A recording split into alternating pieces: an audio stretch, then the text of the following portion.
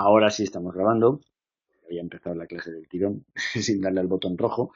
Estaba diciendo, la clase se titula, como habéis visto los que entréis en diferido, la clase se titula sobre el papel o el papelón de la estética y nos va a servir para entender qué narices estamos estudiando en esta asignatura y que vamos a ir viendo los tiempos que estéis trabajando conmigo, ¿vale?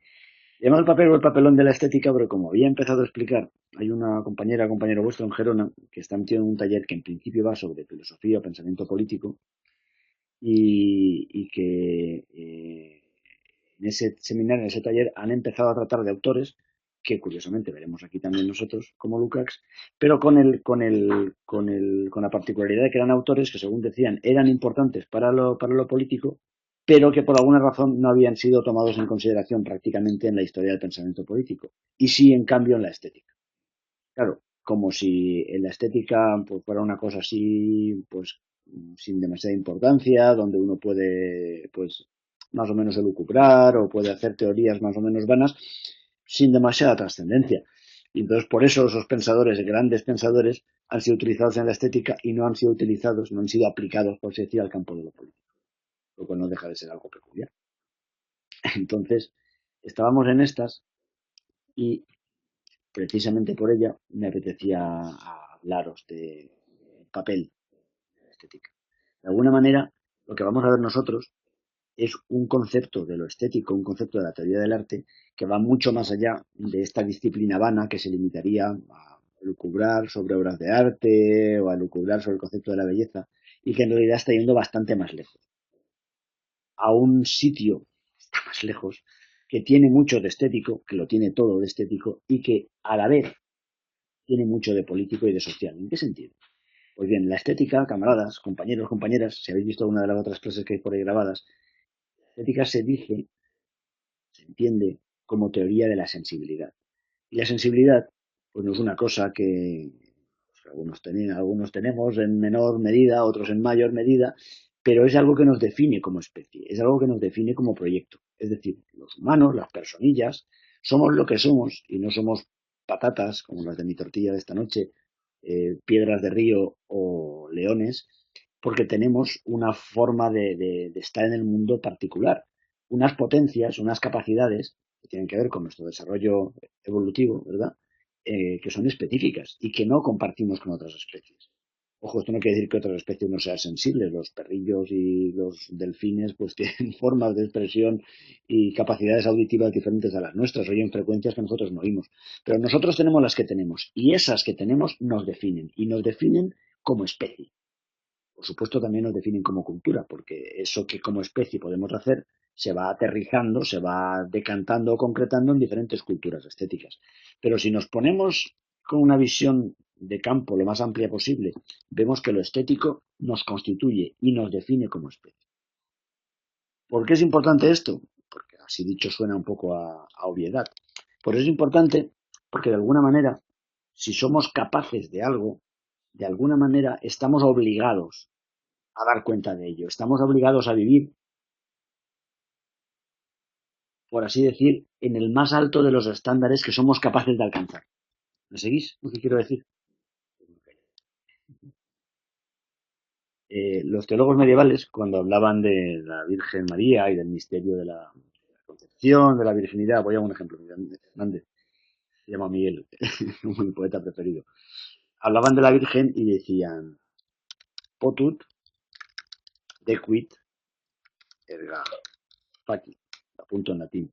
En latín, potut dequit erga facit, más o menos, si recuerdo mi latín del instituto, venía a decir, eh, podía hacerlo, debía hacerlo, luego lo hizo.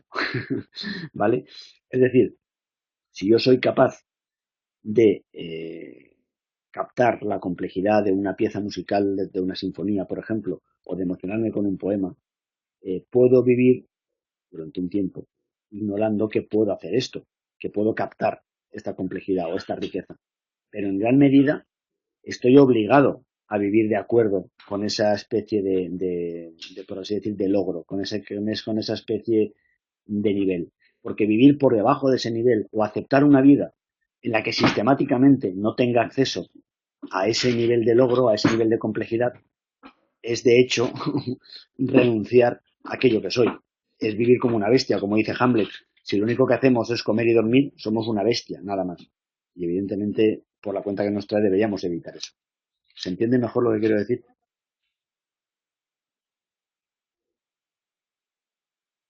Nadie dice nada, muy bien, sí que se entiende. Perfecto. En ese sentido, están mis hijos comentando cosas de sus deberes y les tengo que atender también. Vale. En ese sentido, la estética, como imagináis, va más allá del mero comentario de las obras de arte o de la mera disputa entre escuelas que entienden la belleza más para acá o más para allá, sino que tiene muchísimo que ver con un proyecto de conquista, de definición de nuestra propia dignidad como especie y de conquista de esa plena dignidad. Y por ende, de organización de todas y todos para que podamos dar rienda suelta a esas cotas de máxima dignidad, inteligencia y sensibilidad que de alguna manera nos caracterizan como especie. Esa sería la gran cuestión. Por eso, la estética ha sido, desde el siglo XVIII seguramente, desde que se fundó como disciplina, sabéis que la palabra estética como tal fue acuñada por Baumgarten, lo habréis leído por ahí, Wikipedia, supongo, Baumgarten en el siglo XVIII, y venía justo de la raíz griega aistesis, que significaba percibir, sentir. Pues bien, la estética sería la ciencia, la disciplina, más que ciencia, la reflexión. La filosofía, hay cosas susceptibles de ciencia y cosas susceptibles de reflexión, pues de todas trabajamos. Manuela no entiende que tiene que ver la estética con la organización. Es que la estética fundamentalmente es organización. La sensibilidad solamente comparece organizada, Manuela. La sensibilidad absolutamente en estado salvaje. Seguramente tenga momentos, todos ya hemos tenido momentos de sensibilidad salvaje, pero la sensibilidad fundamentalmente comparece organizada, comparece distribuida. ¿Cómo? Es justo lo que vamos a estudiar en esta asignatura. Comparece organizada o distribuida en forma de valores estéticos, en forma de poéticas, ¿verdad? Y esas poéticas, esos valores estéticos, van a permitirnos organizar nuestra propia percepción. O sea, tú ves un cuadro y no lo ves salvajemente, sino que lo ves ya siempre desde determinadas categorías, determinadas formas que te permiten captar algunas cosas después de otras o vinculadas con otras. Pues bien, la estética, en tanto teoría de la distribución de nuestra sensibilidad, nos permite organizar nuestra experiencia estética, experiencia del mundo cotidiano, y nos permite organizar la producción misma de ese mundo. De hecho, cuando construimos nuestra propia casa o definimos qué ropa llevamos o cómo organizamos el espacio en el que vivimos, estamos haciendo patente un modo de organización. Pues bien, ese modo de organización, ese modo de construcción, bueno, esa multiplicidad de modos de organización, porque hay muchos, ¿verdad? O hay varios, son lo que constituyen la estética. Y cuando llevamos eso a un plano social, entonces ya estamos de lleno con todas esas implicaciones que han sido fundamentales para entender la estética desde la Ilustración, que era justamente una teoría de la sensibilidad, pero era una manera, hablaremos en estas clases de Schiller, no sé si os suena. Schiller era un escritor que era discípulo, seguidor más o menos de nuestro queridísimo Kant, y Schiller lo tenéis en la República de los Fines, que para eso tenéis ese librillo por ahí. La República de alguna manera va introduciendo todas estas ideas, un poco tirando del hilo de la autonomía de lo estético, pero la autonomía de lo estético, al fin y al cabo, es siempre la autonomía de los modos de organización de nuestra sensibilidad, junto a nuestra percepción, y a su vez del mundo. Cómo construimos el mundo en función de esa sensibilidad que nos es característica y que de alguna manera nos exigimos, ¿verdad? ¿Está más claro? ¿Me seguís bien? Lo organiza Manuela nuestro sentimiento y de hecho, claro, nuestro sentimiento nos salta como una alarma cuando hay algo que de alguna manera nos rechina, ¿verdad? Cuando algo que nos inquieta o que nos resulta perturbador, ¿no? Cuando hay una cosa absolutamente fea en una rotonda o en una mesa o en un museo y queremos trastocarlo, queremos reorganizarlo, queremos acomodarlo. Hablaremos, no me va a dar tiempo en esta clase, hablaremos en la siguiente clase de los criterios clásicos de belleza, ¿vale? Hablaremos de los criterios antiguos de belleza, que si recordáis, por tenerlos presentes, eran los tres que definía Santo Tomás, que eran la integritas, la conveniencia y la claritas. Integridad, conveniencia y claridad. Esto requiere elucidación, requiere una clase específica. Hablaremos de ello. Y además no son los únicos criterios. Aparte de estos criterios de belleza clásica, de la belleza tradicional, va a haber unos criterios de la belleza más bien moderna, que entrarán en contraste con esto seguramente. ¿Vale? Pero de eso hablaremos en la siguiente clase. En esta quería simplemente introducir esta pequeña cuestión, pequeña gran cuestión, que nos lleva de hecho de lleno a publicar los cines para los que estéis leyéndola, que es el papel, el papelón de la estética. Porque de alguna manera, y en eso Kant fue muy importante, la estética se va a situar justamente entre lo que sabemos que es, entre lo que el conocimiento nos permite averiguar del mundo, el mundo es así, como dirían los castizos, y lo que entendemos que el mundo debería ser. ¿Cómo podríamos hacerlo si obedeciendo a los valores éticos, por ejemplo, morales, que queramos poner en boga? La estética es justo lo que acerca lo que debe ser a lo que de hecho es. Las obras de arte son cachos de mundo tal y como quizás deberían ser, porque ponen de manifiesto formas de orden, formas de sensibilidad que no siempre están presentes en el mundo, pero que podrían constituir el mundo, ¿vale? A ver, están mis hijos. Cógelo que será para ti, Roger. Hola. Bueno, compañeros, compañeras. Dile que estoy dando una clase que ya me lo... Bueno.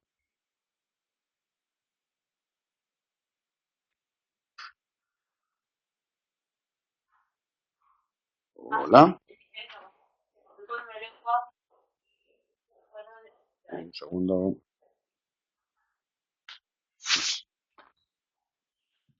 Ya. Cambio de plan.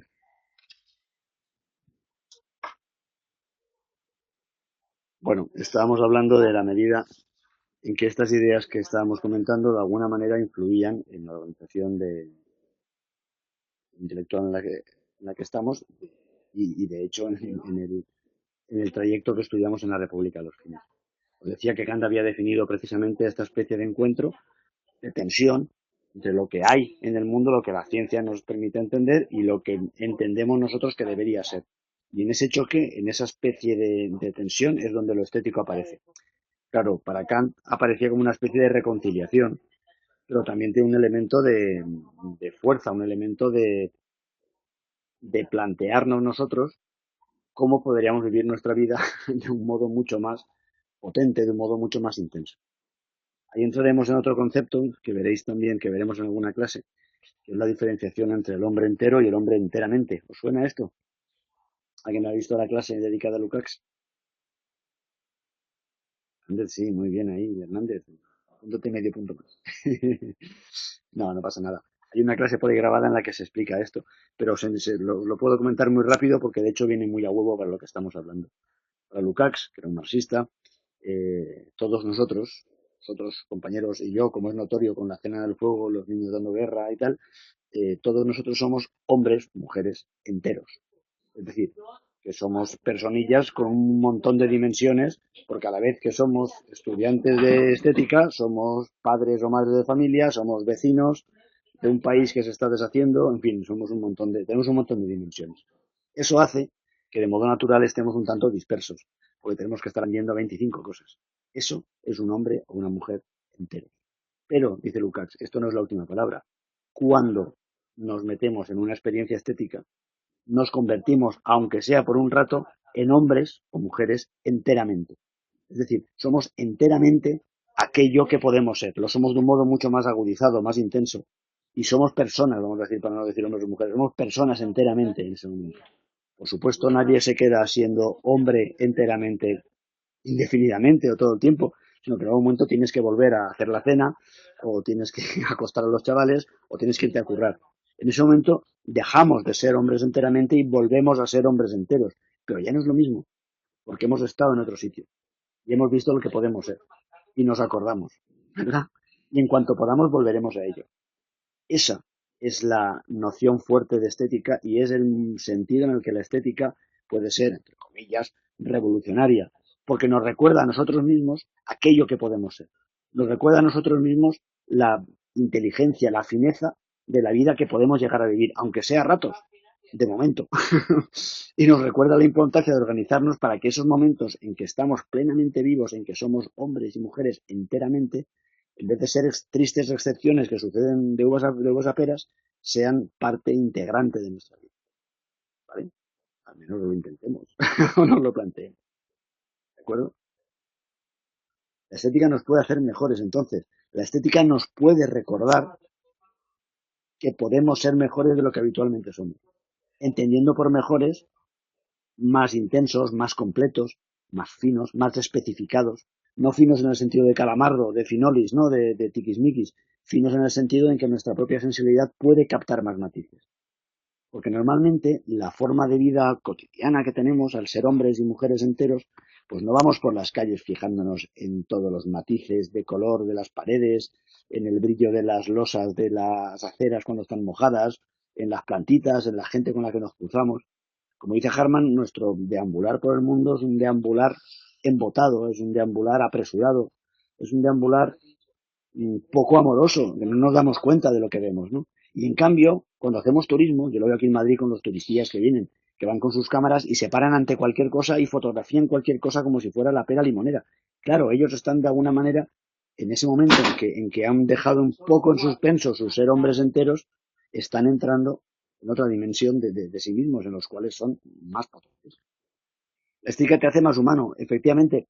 Más que hacerte más humano, insisto, igual que le he dicho a Ruiz, nos recuerda que ser humano puede ser algo mucho más rico, diversificado, potente, que aquello que normalmente asumimos que es lo humano.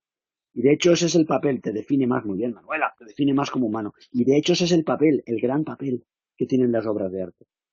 ¿Vale? Porque las obras de arte son, yo soy de Valencia o de por ahí, cerca de Castellón, y hay muchas riadas. Y cuando el agua sube del río y llega a un sitio, inunda una calle en la ciudad, pues siempre alguien se acuerda y pinta una rayita y dice, hasta aquí llegó la riada en el año tal y de cual. Pues bien, las obras de arte son justo eso. Si escucháis los cuartetos de Beethoven, por ejemplo, es como si alguien hubiera marcado una rayita y dice, hasta aquí llegó la capacidad de conceptuar y de experimentar la melancolía o lo terrible de hacerse mayor y de quedarse sordo y de estar amargado.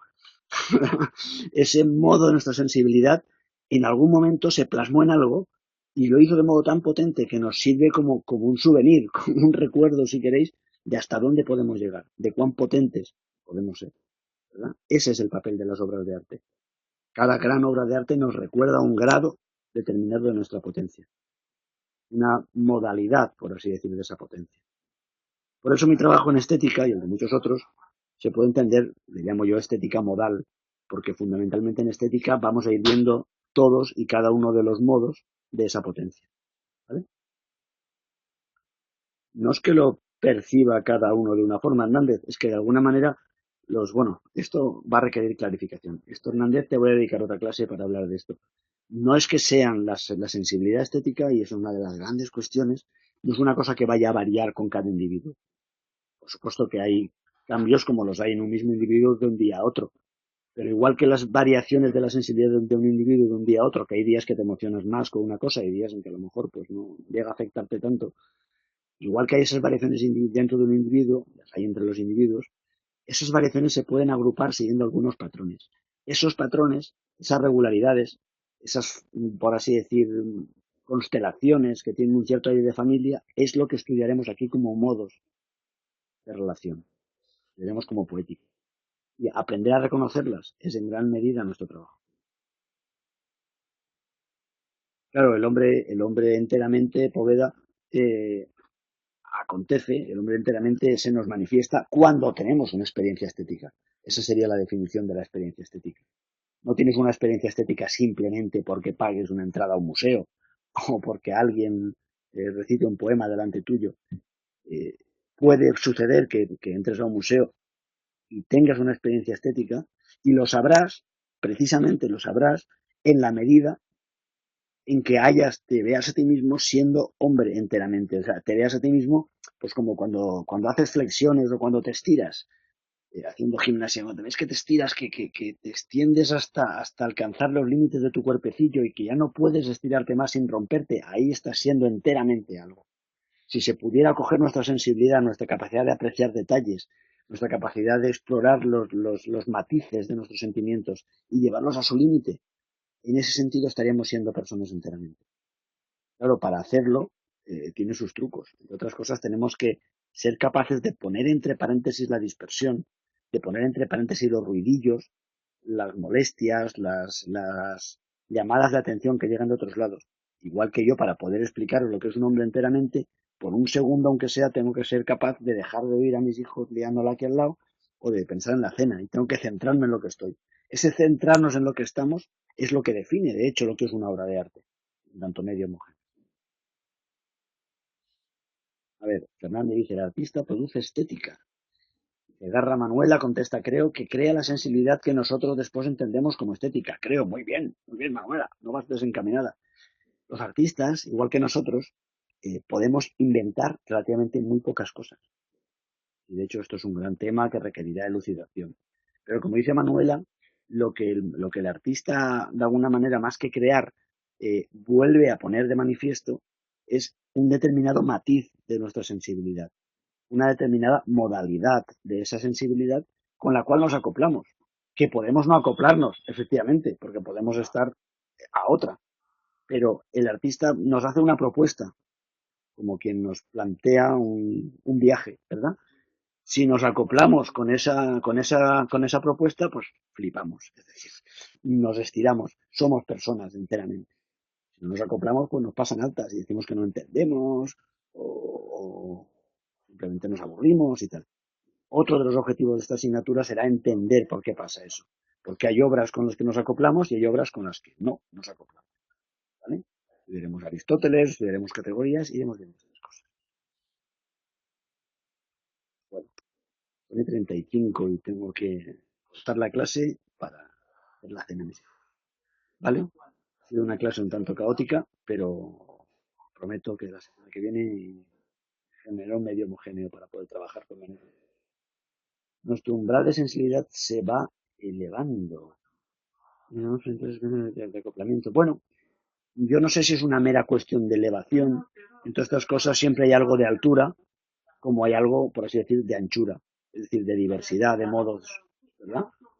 Y a veces, pues, hay que saber combinar estas dos dimensiones y ver hasta dónde llega. Y la tortilla se me va a pasar. Bueno, lo dejamos aquí. Que sirva esta clase para que le vayáis dando vueltas a algunos de estos conceptos, que vayáis entendiendo por qué la República de los Fines, aparte de ser un libro maravilloso, hecho yo, es recomendable que vayáis entendiendo por dónde va y sobre todo que os sirva para irnos planteando cuestiones para las siguientes clases y para esos trabajos que tenéis que hacer, ¿vale? Y disculpad por todo el ruidillo y trajín ajeno a esta, a lo que debería ser una clase pura de estética, lo que tiene esta clase, ¿vale? Sí, la clase está colgada. Venga, cortamos. Hasta luego, camaradas.